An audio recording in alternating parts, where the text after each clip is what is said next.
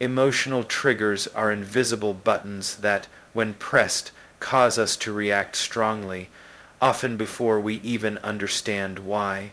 They are not just random irritations or moments of frustration. They are deep emotional responses tied to our past experiences, beliefs, and insecurities. When someone says something that offends or dismisses us, it might seem like their words alone caused our anger. However, the true source often lies within us, in an old wound that has not yet healed. These triggers can stem from childhood experiences, past relationships, or moments when we felt unheard, disrespected, or unloved. When similar situations arise in the present, our brain recognizes the pattern and immediately signals a threat, even if one does not actually exist. This automatic reaction is a survival mechanism, part of our brain's instinctive need to protect us from emotional pain. When a person triggers you, your body reacts as if you are in real danger. Your heart beats faster, your muscles tighten, and your breathing becomes shallow. This happens because the brain's amygdala, responsible for detecting threats, activates the fight or flight response. It floods the body with stress hormones like adrenaline and cortisol, preparing you to defend yourself. But while this response is helpful when facing physical danger, it often creates unnecessary conflict when dealing with emotional situations. The key is realizing that your mind is reacting to a memory, not to the current moment. The person in front of you may have unknowingly touched an old emotional scar, and your body responds as if the pain is happening all over again. Understanding emotional triggers means learning to separate the past from the present. Instead of blaming others for making you angry, frustrated, or hurt, you start to look inward and ask, "What is this feeling trying to tell me?" This question transforms emotional chaos into self-awareness. Every time you are triggered, you are given a mirror, an opportunity to see what still needs healing inside you. Perhaps you are overly sensitive to criticism because deep down you still seek validation. Maybe being ignored makes you furious because it reminds you of times you felt invisible. When you uncover the reason behind your emotional response, you take back your power. No longer are you controlled by unconscious patterns. You begin to understand yourself with compassion and clarity. Awareness of your triggers is not about suppressing emotions or pretending that nothing bothers you. It is about understanding why certain things affect you more than others. When you acknowledge your emotions without judgment, they lose their ability to control you. For example, if a colleague interrupts you during a discussion and you feel a surge of irritation, pause and reflect. Is it the interruption itself that hurts, or the feeling of being disrespected and undervalued? Often, it is not the act, but the meaning we attach to it that causes pain. By identifying the deeper layer of emotion, you gain the ability to respond rationally instead of reacting impulsively. This self-understanding is a form of emotional intelligence, a skill that allows you to manage your inner state regardless of what others do. Emotional triggers will always exist, but your reaction to them can change. When you understand them, they stop being traps and start becoming teachers. Each trigger reveals an opportunity for growth, reminding you that calmness and control are internal strengths that no one can take away. Instead of seeing triggers as moments of weakness, you can view them as invitations to practice self-awareness, patience, and emotional maturity. The more you understand your emotional landscape, the easier it becomes to navigate challenging situations without losing your sense of balance. In that understanding lies the foundation for true calmness. The ability to stay centered even when others push your buttons. Awareness is the foundation of emotional control. The moment when you Shift from reacting unconsciously to responding intentionally. Most people move through emotional situations on autopilot, allowing anger, frustration, or fear to take over before realizing what is happening. But when you cultivate awareness, you become the observer of your emotions instead of being consumed by them. The instant you notice that someone's words or actions are triggering you, you gain a powerful opportunity to pause. This pause is not weakness, it is wisdom. It gives you a split second to recognize that you are not your emotions. You are simply experiencing them. Awareness creates space between the trigger and the reaction, and in that space lies your power to choose peace over chaos. Breath is the simplest and most effective way to anchor yourself in awareness. When you feel your heart racing or your body tensing, take a deep, slow breath. This single act signals to your nervous system that you are safe, that there is no real threat, and it helps deactivate the fight or flight response. Deep breathing engages the parasympathetic nervous system, which calms the body and restores balance. It slows down your heart rate, relaxes your muscles, and clears your mind.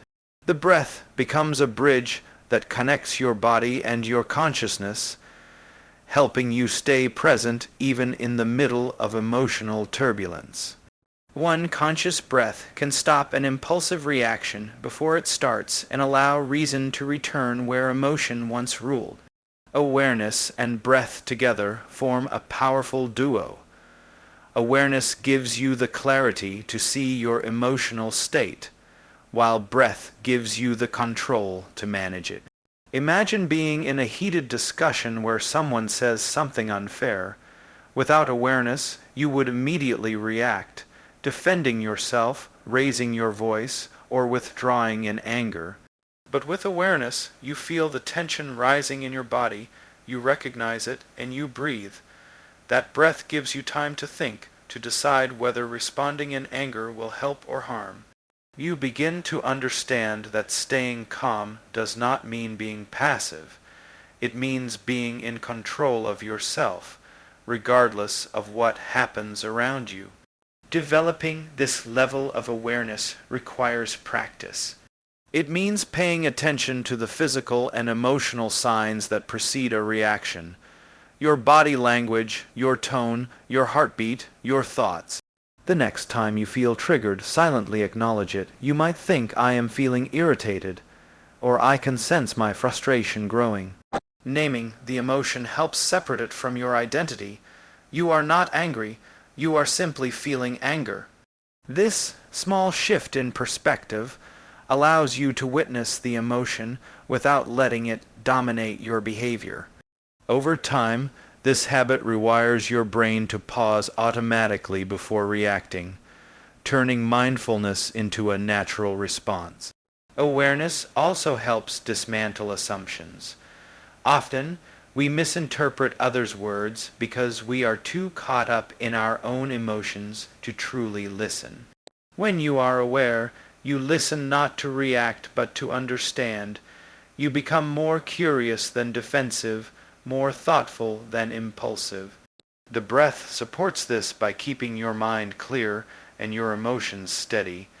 Instead of being trapped in an argument, you find yourself grounded, able to express yourself calmly and effectively.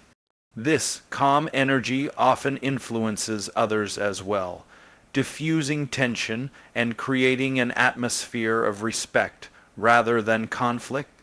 Practicing awareness and mindful breathing does not mean you will never feel triggered again. It means that when you do, you will have the tools to manage it with grace.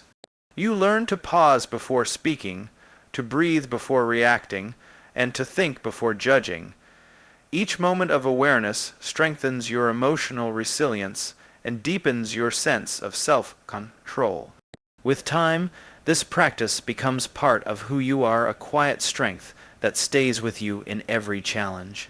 Through awareness and breath, you gain mastery over your inner world, ensuring that no external situation has the power to steal your calm detachment is the ability to stay centered and calm even when faced with emotional turbulence. It is not about being indifferent or suppressing feelings. It is about observing emotions without being ruled by them. When someone triggers you, detachment allows you to pause and create a mental distance between what is happening and how you respond. It is the conscious choice to step back and see the bigger picture instead of getting caught in the heat of the moment. Many people confuse detachment with coldness, but in reality, it is the opposite. It is clarity, understanding, and emotional intelligence working together to preserve your peace. When you practice detachment, you begin to recognize that other people's behavior often reflects their own state of mind, not your worth. A harsh tone, a rude comment, or a dismissive gesture usually stems from their frustration, stress, or insecurity. Detachment helps you see that their reaction belongs to them, not to you. You no longer feel the need to absorb their negativity or take their words personally. By not internalizing their emotions, you protect your energy and maintain control over your own inner state. You realize that you cannot control how others act, but you can always control how you respond. That understanding is what gives detachment its strength. Detachment also means being aware of your emotions without letting them dictate your actions. When anger or hurt arises, instead of reacting impulsively, you can acknowledge it and let it pass through you. You might notice the tightening in your chest or the quickening of your breath, but instead of resisting it, you simply observe. This act of observation shifts your identity from the emotion itself to the one experiencing it. You move from "I am angry" to "I am feeling anger right now." This shift is powerful because it gives you space to choose your next step consciously instead of reacting automatically. The emotion loses its grip on you the moment you stop feeding it with impulsive words or defensive behavior. The practice of detachment transforms relationships and interactions. When you are detached, you stop expecting others to behave a certain way to make you feel at peace. You no longer depend on their approval, validation, or kindness to feel secure. Instead, your calm comes from within, from the understanding that peace is your personal responsibility. This mindset reduces conflict and increases your emotional independence. It helps you communicate more clearly because your words are not clouded by hurt or ego. You can address issues calmly and assertively without being driven by emotional reactivity. Detachment also deepens empathy. When you are not caught up in your own emotional storm, you can better understand what others might be going through. Instead of retaliating or judging, you might see that the person who triggered you is struggling with their own pain. This perspective does not excuse bad behavior, but it allows you to respond with wisdom instead of resentment. You learn to meet negativity with calmness, anger with understanding, and tension with patience. In doing so, you rise above emotional chaos and inspire others to do the same. Developing detachment takes practice and self-awareness. It begins with mindfulness, being present enough to notice your reactions as they arise. Whenever you feel triggered, take a step back and silently remind yourself, "This is not about me." Then take a deep breath and allow the emotion to flow through you without resistance. With time, this response becomes natural. You start to see every challenging moment as an opportunity to strengthen your inner stability. Detachment does not mean you stop caring. It means you care wisely without losing yourself in the process.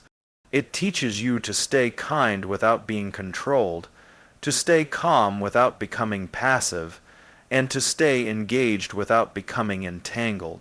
Through detachment, you find freedom, the freedom to remain peaceful regardless of how others choose to act. Every emotional trigger carries a hidden message, a reflection of something deeper within. us that still seeks understanding or healing.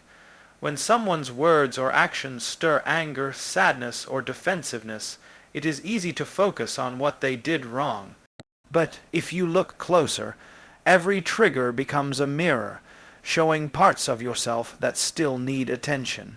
Instead of resenting the situation, you can use it as an opportunity to grow. Triggers are not enemies to be avoided, but teachers that point toward greater self-awareness. They help you uncover the roots of your emotions, guiding you to understand why certain situations affect you more deeply than others. When you are triggered, it means something inside you has been touched, an old belief, fear, or memory. For example, if you feel hurt when someone ignores your opinion, it might not just be about that moment. It could be connected to a past experience of feeling unheard or unimportant. By pausing and reflecting instead of reacting, you can begin to recognize the pattern. You might realize that the pain you feel now is not entirely about the present. It is an echo of the past repeating itself. When you see it this way, the trigger becomes a doorway to emotional healing. It invites you to acknowledge the wound instead of suppressing it, allowing you to process and release it consciously. This process requires courage because it demands self-honesty. It is easier to blame others for making us upset than to admit that our emotions come from within. But when you accept responsibility for your reactions, you reclaim your power. You stop giving others control over your peace. The next time someone triggers you, instead of thinking, "They made me angry," you can ask, "What is this emotion trying to teach me?" That question transforms a negative experience into a moment of insight. It shifts your focus from blame to understanding. Through this awareness, you begin to see that triggers are not interruptions. They are invitations to evolve. Understanding your triggers helps you identify patterns that shape your behavior. You might notice that certain types of people or situations consistently evoke strong reactions. These patterns often reveal unresolved emotional themes, perhaps fear of rejection, need for approval, or discomfort with authority. Recognizing these patterns allows you to break free from them. You start responding differently because you are no longer reacting from an unconscious place. Each trigger you face becomes a lesson in emotional mastery, teaching you how to stay grounded even when your buttons are pushed. Embracing triggers as teachers also builds empathy. When you understand your own emotional struggles, you naturally become more compassionate toward others. You realize that everyone has their own unhealed wounds influencing how they behave. This understanding softens your judgment and helps you respond with patience rather than anger. What once felt like a personal attack now appears as a reflection of another person's inner world. This shift in perspective not only reduces conflict, but also deepens your emotional maturity. You start seeing life not as a series of obstacles, but as a continuous opportunity for growth and self-discovery. The beauty of viewing triggers as teachers is that it turns every challenging moment into a chance for transformation. Instead of avoiding discomfort, you can welcome it as a guide. You begin to appreciate that emotional triggers are signs pointing you toward greater awareness and healing. Over time, the same situations that once caused anger or pain lose their power over you. You become more patient, resilient, and self-assured. Triggers that once disturbed your peace now serve as reminders of how far you have come. Every emotional challenge becomes an opportunity to practice mindfulness, forgiveness, and self-compassion. By learning from your triggers, you transform emotional pain into personal strength and find freedom in understanding yourself more deeply. Reacting and responding may appear similar, but they come from completely different states of mind. A reaction is immediate, emotional, and often impulsive. It arises from the instinctive part of the brain that seeks to defend or attack when it perceives a threat. A response, on the other hand, is intentional and thoughtful. It comes from a place of awareness and balance. When others trigger you, your first impulse might be to react, to argue, defend yourself, or retaliate, but this often leads to regret or escalation. Learning to respond instead of react means mastering the art of emotional regulation. It requires awareness, patience, and the ability to pause before speaking or acting, even when your emotions are running high. The moment you feel triggered, your body floods with stress hormones like adrenaline and cortisol. Your heart beats faster, your thoughts race, and your judgment becomes clouded. This physiological reaction is designed for survival, not communication. Recognizing this is the first step toward gaining control. When you pause and take a deep breath, you interrupt the automatic reaction and give your rational mind time to catch up. That brief pause allows you to choose your next action instead of being carried away by emotion. In that stillness, you can ask yourself whether your reaction will help the situation or make it worse. This simple awareness transforms emotional chaos into clarity. Responding rather than reacting also means focusing on understanding rather than defending. When someone speaks harshly or behaves rudely, it's natural to feel attacked, but often their behavior is a reflection of their own stress or insecurity.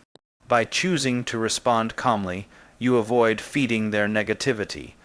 Your composure becomes a silent message of strength and maturity. You are no longer pulled into the emotional storm of others, but remain grounded in your own center. This doesn't mean ignoring your feelings. It means acknowledging them privately while deciding how to express them constructively. You can address the issue with respect and firmness without losing your calm. A calm response has a ripple effect. When one person in a conversation stays composed, it often diffuses tension for everyone involved. People instinctively mirror each other's emotional states, so your steadiness can help others become calmer too. Instead of escalating conflict, you create space for understanding and resolution. In professional settings, this quality is especially valuable. Leaders who respond rather than react earn respect because they demonstrate control, fairness, and emotional intelligence. In personal relationships, calm responses build trust, safety, and respect. People feel heard and valued rather than judged or attacked. Learning to respond requires practice and self-awareness. It helps to identify your common triggers, specific words, tones, or behaviors that provoke strong emotions. Once you know them, you can prepare yourself mentally for situations where they might appear. The goal is not to suppress your emotions, but to delay expression until you have clarity. Sometimes, choosing silence is the most powerful response of all. Silence does not mean surrender. It means choosing not to give energy to negativity. When you refuse to react, you deny others the power to control your emotions. You demonstrate that your peace is not negotiable. Responding also involves empathy. Instead of focusing on how someone's behavior hurts you, try to understand what might be driving it. This doesn't excuse unkindness, but it allows you to see the compassion is the foundation of true calmness and the key to maintaining inner peace even when others trigger you. When you understand that everyone acts according to their level of awareness, pain, and experience, it becomes easier to let go of anger and judgment. People who hurt or irritate others are often reacting from their own wounds. just as we sometimes do when we are overwhelmed. Recognizing this truth allows you to soften your response and see the situation from a place of empathy rather than resentment.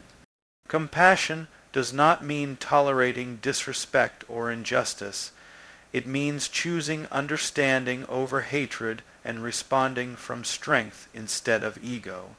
It is an act of emotional intelligence that helps you protect your peace without hardening your heart. Cultivating compassion begins with yourself. You cannot offer calmness or kindness to others if you are constantly at war with your own emotions.